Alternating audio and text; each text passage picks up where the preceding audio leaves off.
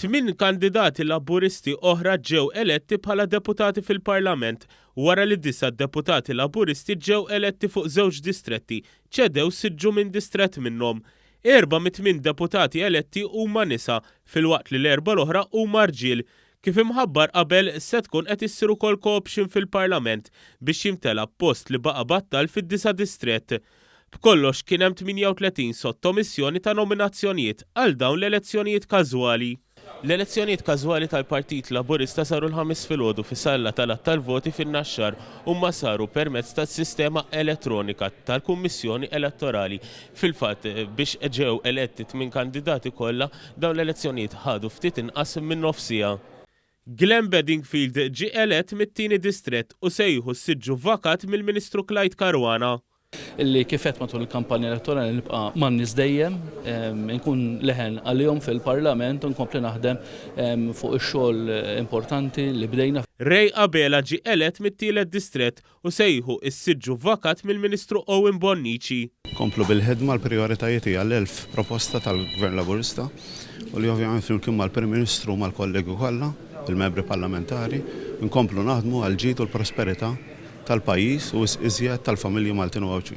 Katja De Giovanni ġiet eletta mir-raba' distrett u se tieħu s-siġġu vakat mid-deputat Prim Ministru Chris Fern.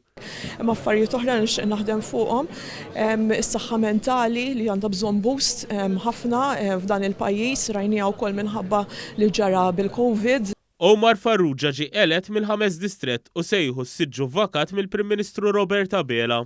Inxamru l-kmiem sabiex flimkien mal-Prim Ministru, il-Grupp Parlamentari u Gvern Laburista inkomplu wettqu ħafna ġid bris il-familji Maltin u Għawġin. Rożjan Kutajar ġiet eletta mis-6 distrett u se tieħu s-siġġu vakat mill-Ministru Ian Borċ. U viċin in-nies illi nibqa' nkun tajnuna għalihom iżda wkoll illi bl-enerġija tiegħi nkun tajnuna anke għat-tmexxija ta' Gvern Laburista f'dawn is-snin li ġejjin. Malcolm Paul Aġużgalja ġie elett mis-7 distrett u se jieħu s-siġġu vakat mill-Ministru Silvio Xkembri.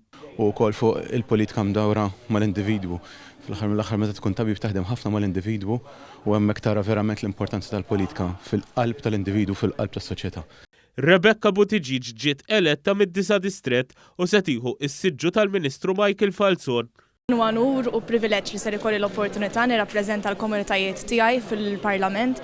Tassew li se nkun qed naħdem favur il-prijoritajiet ta' Malta flimkien, però anke dwar il-prijoritajiet tad-distrett u l-komunitajiet li ivvutaw li. F'dan id-distrett kien hemm il-post vakat tal-Ministru Clifton Grima, iżda ma kienx fadal kandidati li jistgħu jikkontestaw. Fil-fatt, l-avukat Randolph De Battista se jiġi co-opted biex jimla dan is-siġġu. Intant, mill-11 il-distrett ġiet eletta Romilda Baldacchino Zarb li se tieħu il-post vakat mill-Ministru Mirjam Dalli.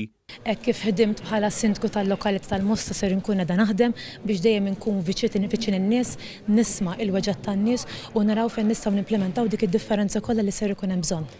Intant, nhar it-tlieta se jsiru l-elezzjonijiet każwali tal-Partit Nazzjonalista.